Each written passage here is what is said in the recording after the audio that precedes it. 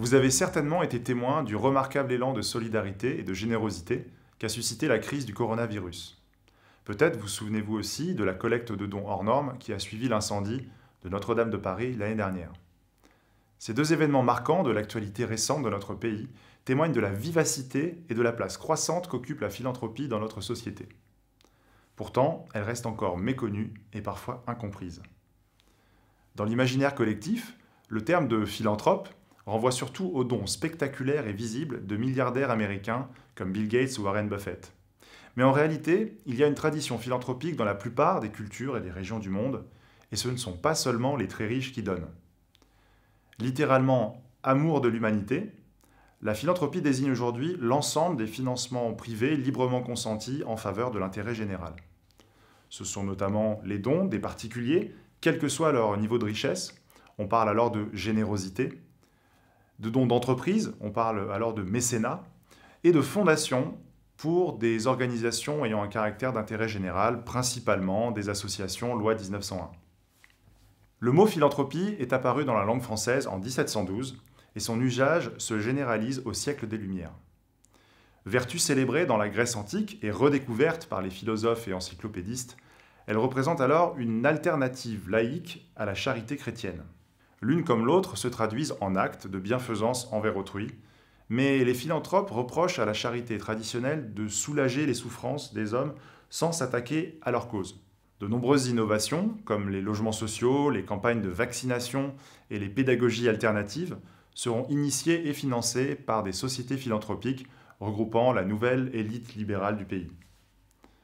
Après avoir connu son âge d'or, le vent tourne à partir des années 1830 et la philanthropie essuie plusieurs critiques. Les conservateurs lui reprochent son absence de transcendance divine. Les socialistes l'accusent d'hypocrisie et de maintenir le statu quo économique. Et certains libres penseurs raillent sa naïveté et son manque d'efficacité. Elle connaît alors une longue période de reflux qui correspond à l'émergence progressive de l'État-providence. C'est désormais l'État qui prendra principalement en charge les questions sociales. Ce n'est qu'à partir des années 1970 que l'initiative privée pour l'intérêt général retrouve un nouvel élan, alors que l'on diagnostique la crise de l'État-providence et l'on redécouvre les mérites de la société civile. Depuis, la philanthropie n'a cessé de croître en réponse à une demande croissante de financement des associations, fondations et établissements publics. On estime aujourd'hui à plus de 7,5 milliards d'euros par an les montants donnés par les particuliers et les entreprises en France. Le nombre de fondations et fonds de dotation a doublé en 15 ans. On en compte aujourd'hui plus de 5000. Le mécénat d'entreprise, comme les dons des particuliers, ont continué à progresser malgré les crises économiques. La philanthropie a acquis une visibilité remarquable dans un pays considéré comme hostile au rôle du privé dans les affaires publiques. Logiquement, cet essor a ravivé les critiques à propos de son rôle social et politique. Dans l'ouvrage Just Giving, paru en 2018, le professeur à Stanford, Rob Reich, a étudié la façon dont la philanthropie des plus riches se soustrait au contrôle démocratique. D'autres s'interrogent sur l'origine des fonds donnés et considèrent que la philanthropie est plus génératrice que correctrice d'inégalités.